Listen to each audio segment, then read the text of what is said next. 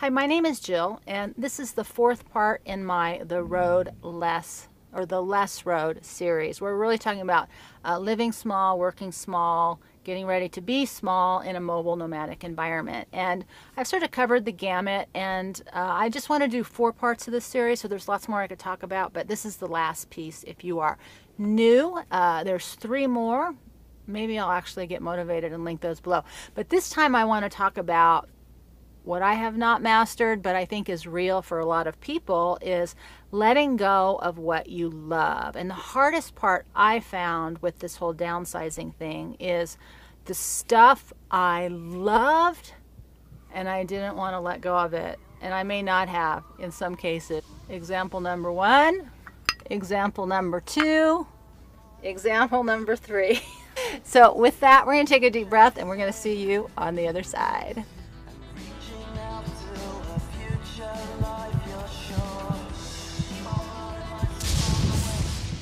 One of the reasons I decided to go tiny in this little tiny trailer was at the time that I was making the decision or trying to figure out what was I going to do. I had 2 cats and 1 dog, not him. But I didn't want to leave him behind and I didn't want to give him away. And as many of you know, it's really hard to rent a place when you have 3 animals. And so in the process, the dog died, but that still left me with 2 cats. And I'll be honest, cats are a little more difficult to travel with than a dog. But I wanted to find a way to shift my life and accommodate what I loved. And as I've mentioned before, when I left, I was leaving to move. So I brought a lot of emotional kind of things with me, thinking, I was going to get someplace and set up shop. But I will tell you, in the 1.5 years that I sat on the floor with my stuff all around me, trying to get rid of everything, the hardest decisions were the things I loved. And some of them are tiny, like family heirlooms. Some of them are, like the teacups, the china. I had to, make some decisions about what to take, so I chose a few particular pieces. And some of the decisions were really hard. And the 2 biggest decisions for me, the 3 biggest were the tools, which I've already talked about, were my books. I had probably over 500 books, and my kitchen. And I had a fabulous kitchen because I love to cook, and that I had all the things I needed, all the tools, the appliances, etc., to really cook. And so that was actually, for me, the things that were the most difficult to let go of. Is it was emotional, and that it wasn't sentimental, like my books and my kitchen stuff. It was emotional because it was practical. My books are where my information was. And yes, it's all online, but it's just not the same thing. I just love my books. Book people will understand that. And the kitchen stuff is you can do a lot of stuff by hand, but let's just be honest, when you have the right tool, it's like fixing the car. It's the same thing as having the right tool in the kitchen. It just makes things easier. And so it was really difficult to make those emotional decisions about what to keep and what to let go of. And so, I'm kind of making this video in hindsight, in that, and also as a practical step, because I'm in the process now. I'm going to have to make some changes about what I want to do with some of my stuff. I know I've actually been doing that forever, but I've been lazy because I've been plopped in one place. But now that I know what I want my future to look like, it's a little bit easier to make those decisions. The hardest part of this process of completely downsizing is you can't predict the future. And so that makes it very difficult. I am going to say, one of the belief systems out there is that once you let go of all your stuff, you won't miss it and you'll feel good about what you gave away. And that has not been my experience. I have given away so much stuff I wish I still had. I kicking myself in the rear end for making some of my decisions. Some of those decisions were made heated in the moment where I was frustrated, and so I just tossed it. But there is nothing more aggravating than having to rebuy something you already had. That is the single most thing that drives me crazy about this whole less stuff issue. And, so there's a couple things. One, as we think about our most emotional stuff, is our photographs, as are maybe our childhood mementos. Or, for me, it was some practical things. And I still have the pictures. I got rid of all my childhood stuff for the most part. But I think, there's a couple ways I would suggest in terms of how to think about that. One is If you put it in storage away from you, then it's going to probably sit there for the rest of its life, because it's once you sort of make that shift into I'm not going to be permanent in one place anymore, or I'm going to live in a very much smaller way. I have this rule: if nothing comes in, because it's almost impossible to get it back out. So once you establish whatever your baseline is in terms of how you're living small, once it comes back in, it's really hard to get rid of. And once it's been stored and it's a place you don't have to think about, it's even harder to get rid of. So that's just something that I've observed with myself, because I have several boxes of stuff that I don't touch, but I keep moving around. And I've had experiences where I've stored them for a year. Now that I have the horse trailer, I can put some stuff out there, and I've actually gotten rid of quite a bit. But once it comes in, it's really hard to let it go. And once it gets stored, it's even harder.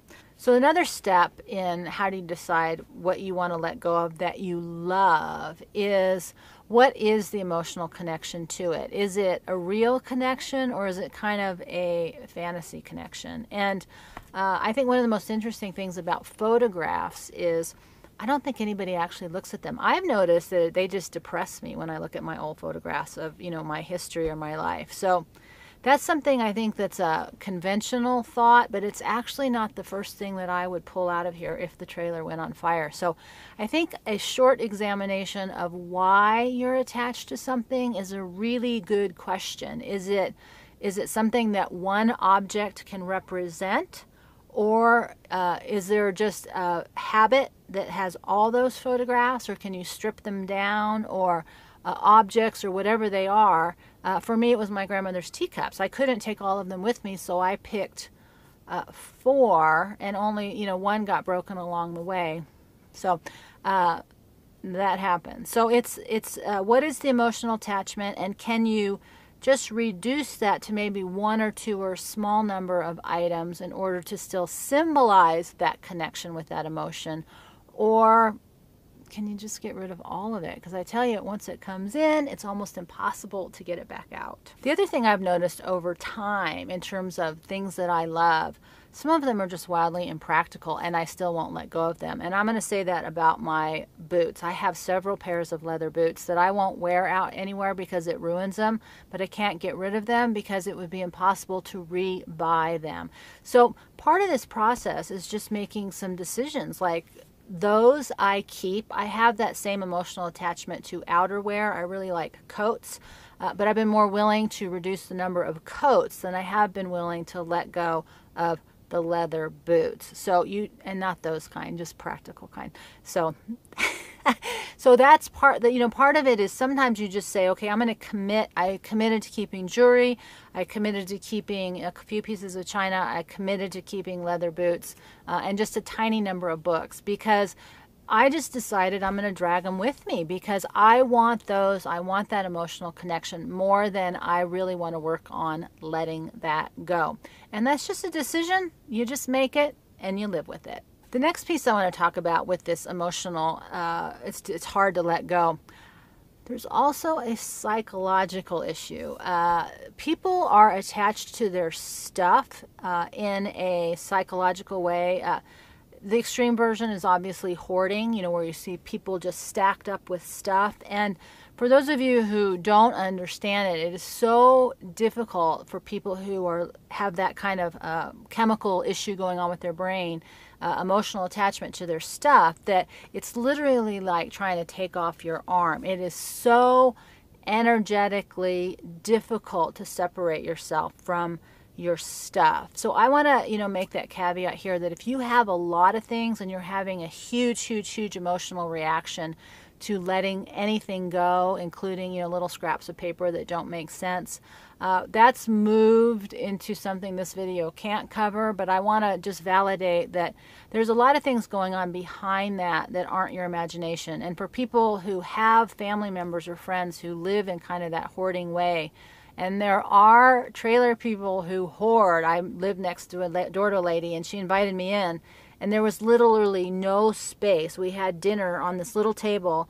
with me, her, and her husband, and our little table was crowded with stuff, and that's just the way they lived. And so It doesn't matter how small your space or how big your space. It's a mental issue, it's a emotional issue, and it's also a chemical issue. So it's not simple, and I really can't cover it here other than to say it's real. So we're going to summarize it here is that, one, what is it that you love and why do you love it? I think when you explore the why, it makes it a little bit easier to make that decision if you should keep it or not. Two, is it something that you can replace? Three, are you holding on to it because you're afraid of some reason of letting it go, but it doesn't really serve any function or value for you? Or four, is there just a real serious issue that you need to look at? So part of, holding on to what we love, I think requires us, as we're doing this letting go process, letting go of what we love, it really requires some in-depth looking. And that may not be you. I can already hear the comments being written down saying, well, that's just stupid and I don't want to think about that and you're just being your psychobabble.